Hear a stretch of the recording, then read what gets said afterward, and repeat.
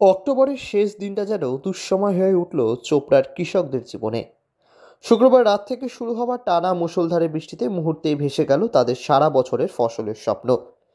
ঘিরনিগাঁও গ্রাম পঞ্চায়েতের খেকিপাড়া এলাকায় মাঠে পাকা ধান কেটে রাখা ছিল, শুধু ঝাড়াই করে ঘরে তোলার অপেক্ষা।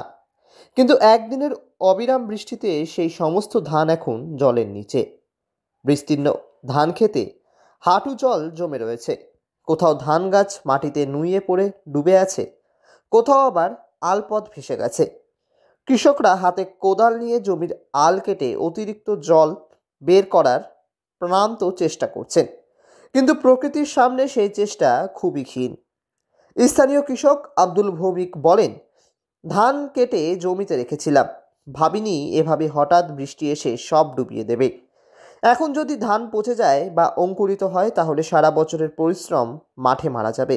সার, বীজ, মজুরি সব খরচই বৃথা যাবে। হ্যাঁ, এটা শুধু আমাদের গ্রামে বললে হবে না, আমাদের গ্রাম মানে চোপড়া ব্লক বা উত্তরবঙ্গের মধ্যে সব এলাকাতেই মানে প্রচুর বৃষ্টির কারণে ধান জলের তলায় গেছে। গরিব মানুষ মানে মাথায় হাত দিয়েছে, কি করবে এখন মানে ভেবে পাচ্ছে না। এক সপ্তাহের মধ্যে ওই ধান কাটা শুরু হয়ে যেত, ধান মানে পেকে যাচ্ছিল। আরেক কৃষক বিশাল সরকার ক্ষোভ মিশ্রিত কণ্ঠে জানান, আমরা তো অপেক্ষা করছিলাম দুদিন শুকনো আবহাওয়া হবে, তারপর ধান ঘরে তুলব, কিন্তু এই হঠাৎ বৃষ্টিতে সব শেষ। জমিতে হাঁটু জল, ট্রাক্টর ঢুকছে না, ধান তুলব কিভাবে? দাদা, আমার খুব গরিব লোক মানুষ, আমার খাবার কিছু নেই, আর ধানগুলো আমাদের সম্পূর্ণ একদম ডুবে খতম হয়ে গেছে। আর ছেলে পেলে কান্দাকান্দি করছে, কীভাবে ধান হবে না হবে, এটা আমি বুঝছি। চোপড়া ব্লকের ঘিরনিগাঁও, লাহুতোড়া ও আমগঞ্জ এলাকায় একই চিত্র দেখা গেছে বলে স্থানীয় সূত্রে জানা গেছে। অনেক কৃষকই জানান, যদি আগামী 1-2 দিনের মধ্যে জল না আসে তবে পাকা ধান সম্পূর্ণ নষ্ট হয়ে যাবে।